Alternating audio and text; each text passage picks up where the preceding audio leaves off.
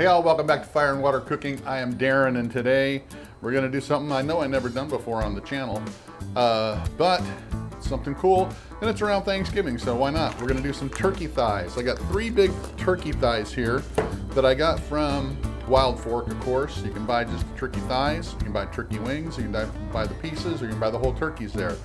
But these were originally frozen, and they're frozen now. And what I did was I seasoned them up with my black and gold honey barbecue that I'm actually in the process of getting made right now. This is my final version of it, and I've actually got it to the producer now. I'm waiting for my samples to come back. So you guys will have ability to get this barbecue seasoning here pretty soon. But we're gonna sous vide it, and then we're gonna smoke it. I'll be right back. Smoking, grilling, getting hot and hotter, sous vide and chilling from fire and water.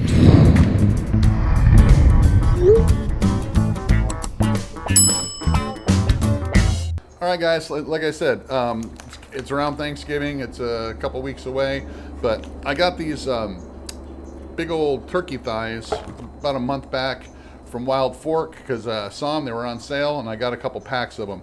I've already got a pack of these going in my sous vide inside. So what I've done is I just really took them out of the freezer. Before I froze them, I put the black and gold honey barbecue seasoning on them, vacuum sealed them, put them in the freezer. I just took it out this morning, put it in the sous vide bath at 148 degrees, and it's going to be in there for 6 whole hours. What I want that to do is actually cook this down, kind of make sure we render a lot of the dark meat and fat that's in the turkey thighs. Then when that's done, we're going to put it on the smoker just for about an hour or two, just to get enough smoke. Turkey, you don't really need to get a whole lot of smoke to. I just want to bring it back. I'm not going to even put those in the ice bath when I take them out. I'm just going to let them sit for a minute. Then we're going to put them on the smoker, and then we're going to just let it get some smoke to it, heat up some, maybe crisp the skin a little bit, and then that's it. Super easy.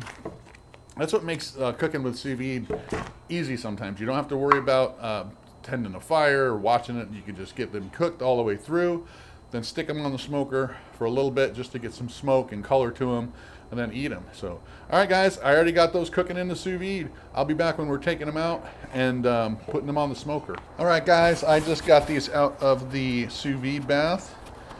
They've been in there for 6 hours.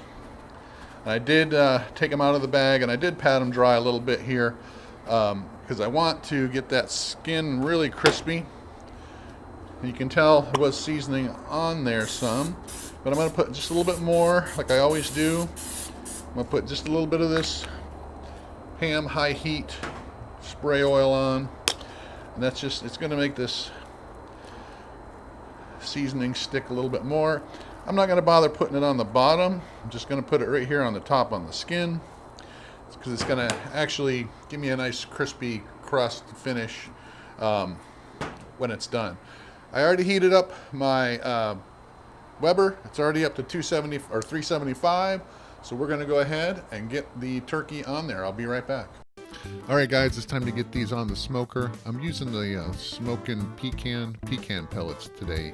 I really like the way those cook and the smoke that they produce, even at a higher temperature like we're cooking today at the 375 range. So these should only take about 45 to 50 minutes because we're just looking to get some color to them.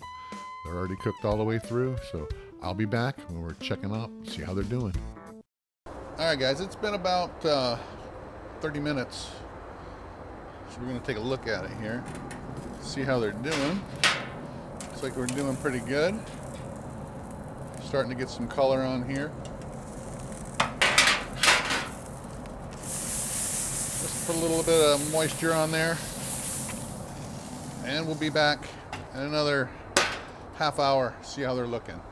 Been another 15 minutes, guys. Let's take a look, because I think they're getting actually pretty nice looking here. Take a look at that. Looking pretty good. I'm going to give them a few more minutes, though. They are starting to look pretty darn good. I don't want them to get too overcooked, but I do want them to get just a little bit more golden brown. All right, guys, there it is. It's my biggest one here. Took about 45 minutes, 45, 50 minutes. It's not really crispy, but it's nice and golden brown. I'm going to go ahead and cut right into it. I probably could have kept it on there another 15 minutes or so, but I didn't want it to get dried out or anything. But it's a thigh. It's probably not going to get too dried out. Cooked all the way through.